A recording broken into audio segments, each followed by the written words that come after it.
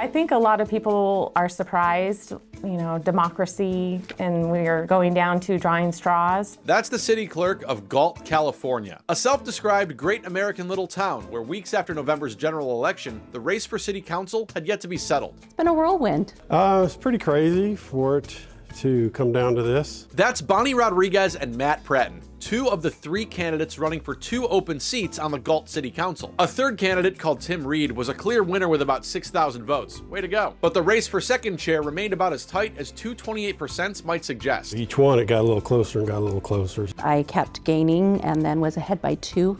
That was fun. There are 3,882 votes each.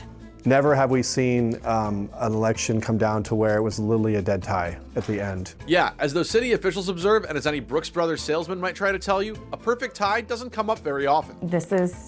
It's new to us also. So, in order to break the tie, instead of throwing a $165,000 taxpayer-funded special election, it turns out there's a city resolution that calls for a cheaper, slurpier solution. The only rule is the longest straw wins. Yeah, that $3 pack of neon flex straws was ultimately responsible for our candidates' fates here in our representative democracy. And at this 3-strawed city council meeting on Tuesday, Matt emerged victorious with the longest and thus least sucky of the green appliances. I've been involved in many things in our city for many years, and yeah, this was pretty interesting. Both candidates took the opportunity to note that in elections, every single vote can really count, lest they be determined as though you're grabbing utensils while picking up takeout. Bonnie here was graceful in accepting the will of the straws. So I didn't do anything wrong, other than say he could go first. No, I'm just fine with it. Matt will be wonderful. And as noted by local news, a different city council member resigned mid-term at Tuesday's meeting, leaving a vacant seat that Bonnie says she's now aiming for.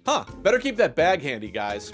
So yeah, it's been another weird week here in these United States, and your news refresh was here for all of it. My name is Greg Ott, and every week we canvass the internet for the best weird, funny, strange, and interesting news stories, tally up the results, and share the results with you in a video just like this. Today we've got everything from a dive bar fragrance to a giant leg lamp out in Florida. Before we dive in, don't forget to give us a like and a hot subscribe. It helps the YouTube algorithm put our stuff in front of more people. Thanks. So with all that, here's some of the best weird news headlines we came across this week.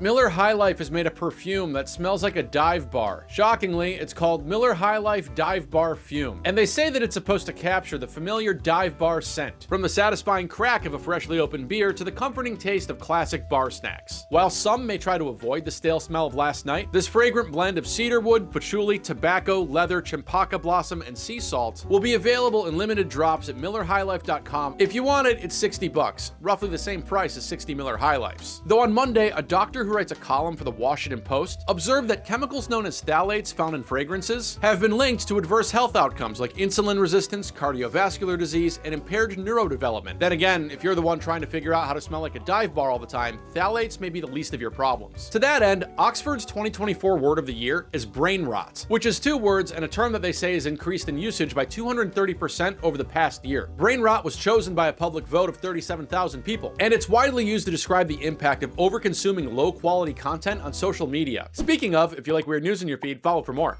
A wax Elon Musk has been unveiled in New York City. The figure was shown off by Madame Tussauds on Wednesday, and they say that this hard goo representation of the world's richest man here is dressed in his signature style of a white shirt, blazer, and blue jeans, and not his recent signature style of an ill-fitting Occupy Mars tee. Wax on, wax off here is Madame Tussauds' first Elon figure in these United States, though they unveiled their first waxy Musk in Hong Kong back in April, which appears to feature just a tiny bit less of a chipmunk-like appearance. The Wax Museum in New York says this will soon be featured in a new space-themed room, as opposed to a wax Mar-a-Lago that he won't leave. Oh, and Oscar Mayer is celebrating the 50th anniversary of their bologna song, which debuted in 1974 and has been one of the longest-running jingles in advertising history. To that end, the Meat people are asking people to record and upload videos of themselves singing the bologna song for a chance to win $50 worth of Instacart groceries.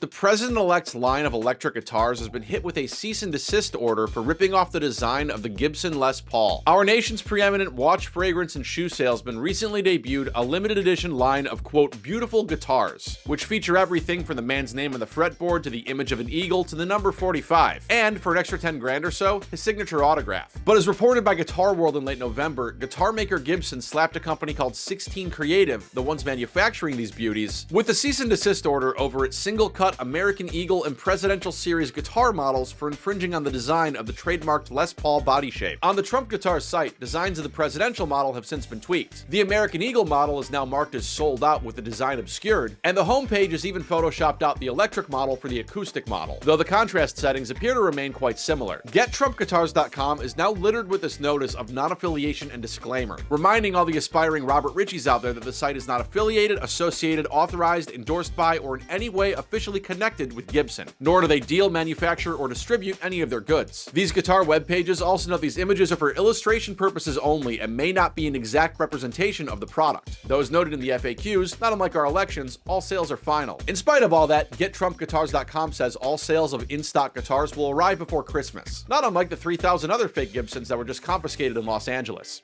Yeah, actually about that. Also on our channel this week, we covered $18.7 million worth of phony Gibsons being seized in California. These guitars you see on display around me and behind me may look real to you, but trust and believe they are not. They are fraudulent and they are part of a massive attempt to con the American consumer. This is our largest seizure of counterfeit musical instruments ever in history here in Los Angeles, Long Beach. This past fiscal year, we prevented the entry of over $2 billion worth of counterfeit products into the United States. We also got acquainted with our friend AI Jesus out in Switzerland. Hello, Jesus.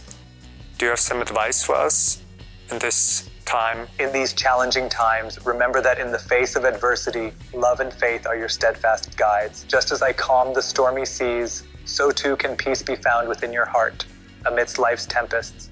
Let kindness and compassion steer your course. They really ask him serious questions. So there are really topics like relationship, love, topics like about God, how can I experience God, or about the situation in the world, the wars, though the fear of the people, they ask him what to do. And speaking of the reason for the season, there's also some new old electric sex out in Florida right now. Everyone's decorating their houses, and I thought it'd be fun to have a competition who can have like the best Christmas decorations. This guy named JP out in Neptune Beach, Florida, is showing off the signature piece of his holiday decor, a 20-foot tall replica of that leg lamp from that old Christmas Story movie. For those whose parents never had basic cable, it's a 1983 film where this leg played a major plot point. And this guy's replica even has it being embraced by a figure of the Ralphie character, who in spite of the bunny suit is latching onto it like a dog. I had like this epiphany as a kid in like the 80s, going to see 2 and 3 movies in a weekend, and now like the movies just don't really do it. While a second Christmas Story, A Christmas Story Christmas, and A Story About Summer might all lack the same cultural cachet as that of our original leg story, if you can't get enough of that holiday skin without using your imagination, there's actually a much larger replica of this lamp that serves as a permanent attraction in Chickasha, Oklahoma. It's a 40-foot lamp upon a 10-foot box that you're able to observe year-round, as opposed to in bits and pieces here and there while you're doing other stuff on Christmas. So those are just some of the kinds of stories we like to cover for you here on your News Refresh. Again, my name is Greg Ott, and if you like these videos, please give us a like and a hot subscribe to get more stuff like this in your feed. And don't forget to leave us a comment either. In this recent piece about a cop commandeering a kid's bike to go after a suspect on a stolen kid's scooter, Why Lie Believers just said, commandeering, really? I love how words don't mean words. To which Joel.ha replied with the definition of the word, to take possession of something without authority, which then turned into some sort of back and forth about being a Christian. Happy holidays.